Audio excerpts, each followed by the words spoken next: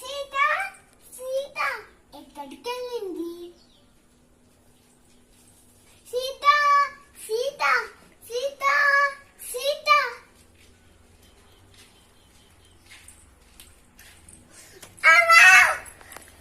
అరే రే బాలు, చెప్పానా నేను? కింద పడతానని నాకేం తెలుసు? అందుకే నేను చెప్పాను కదా, తడిగా ఉన్న నేలపైన చూసుకుని నడవాలని. సర్లే, ఇందా ఈ పండు తిను.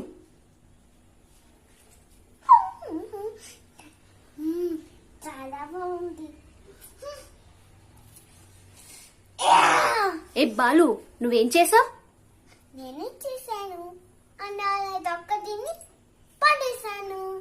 అలా పడేయొద్దు బాలు. అయితే తొక్కని కూడా తినాలా?